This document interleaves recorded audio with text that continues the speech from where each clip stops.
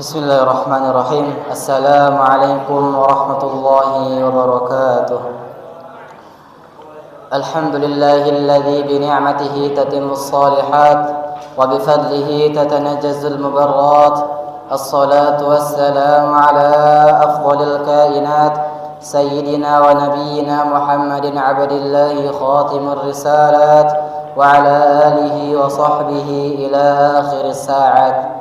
أما بعد قال الله تعالى في كتابه العزيز أعوذ بالله من الشيطان الرجيم بسم الله الرحمن الرحيم ويطعمون الطعام على حبه مسكينا ويتيما وأسيرا إنما نطعمكم لوجه الله لا نريد منكم جزاء ولا شكورا.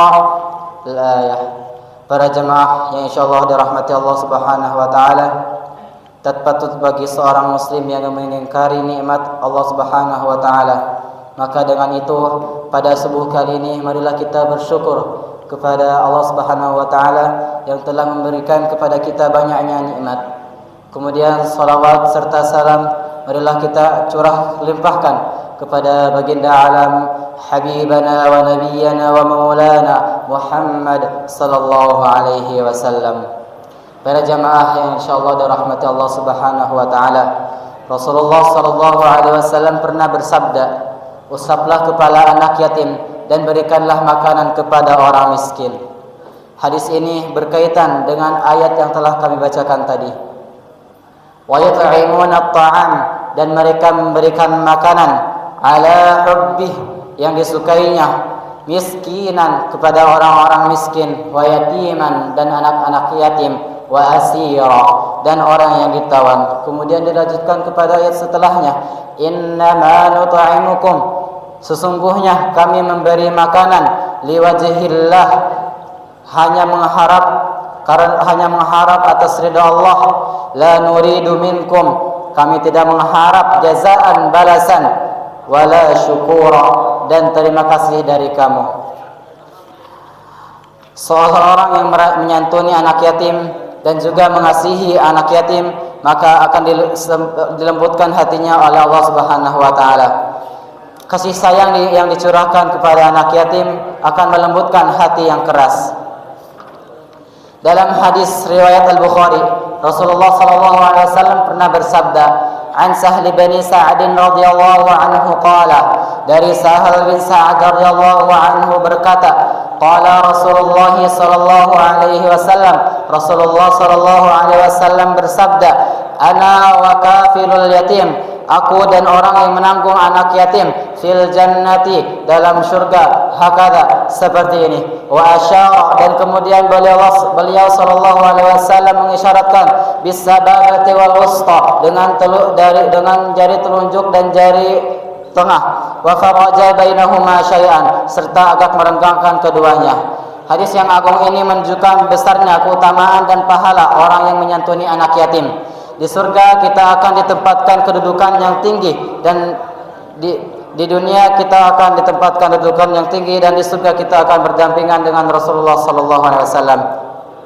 Para jamaah yang insyaallah dirahmati Allah Subhanahu wa taala, apa itu yang dimaksud dengan anak yatim? Ketika Najdah bin Amir mengirimkan surat kepada Ibnu Abbas yang berisi mengenai batasan seorang itu disebut anak yatim. Kemudian Ibnu Abbas menjawab, "Dan kamu bertanya kepada saya tentang anak yatim, kapan terputus predikat itu? Sesungguhnya predikat itu putus bila ia sudah baligh dan menjadi dewasa." Yang artinya anak yatim adalah seorang anak yang ditinggal mati oleh ayahnya sebelum anak itu mencapai usia dewasa. Menyantuni anak yatim dan mengayominya sebagai memiliki berbagai macam keutamaan. Salah satunya antara lain adalah Allah Subhanahu wa taala tidak akan mengazab di akhirat nanti. Rasulullah sallallahu alaihi wasallam bersabda, "Demi Allah yang mengutusku dengan kebenaran di hari kiamat, Allah Subhanahu wa taala tidak akan mengazab orang yang mengasihi anak yatim dan berlaku ramah padanya serta manis tutur katanya. Dia benar-benar menyayangi anak yatim dan mengerti kekurangannya. dan tidak menyombongkan diri pada tetangganya atas kekayaan yang diberikan Allah Subhanahu wa taala. Para jamaah yang insyaallah dirahmati Allah Subhanahu wa taala. Terakhir, Allah Subhanahu wa taala berfirman dalam surat Al-Maun surat ke-107 ayat 1 dan 2 di baris pertama dalam surat Al-Maun halaman 602 sebelah kiri yang berbunyi, A'udzubillahi minasyaitonir rajim. Bismillahirrahmanirrahim. Ara'aital ladzi yukadzibu bid-din fadzalikal ladzi yad'ul yatim. Ara'aita, tahukah kamu alladzi, orang-orang yang yukadzibu, mendustakan biddin, agama, fadzalika, maka itulah alladzi yad'ul yatim, orang yang menghardik anak yatim. Para jamaah yang insyaallah dirahmati Allah Subhanahu wa taala, demikianlah hadis yang telah kami sampaikan pada subuh kali ini dengan judul keutamaan menyantuni anak yatim. Maka dengan itu marilah kita tutup majlis kita pada subuh kali ini dengan bermunajat kepada Allah Subhanahu wa taala. أعوذ بالله من الشيطان الرجيم. بسم الله الرحمن الرحيم. الحمد لله رب العالمين حمدا يوافي نعمه ويكافئ مزيده. يا ربنا لك الحمد ولك الشكر كما ينبغي لجلال وجهك الكريم وعظيم سلطانك.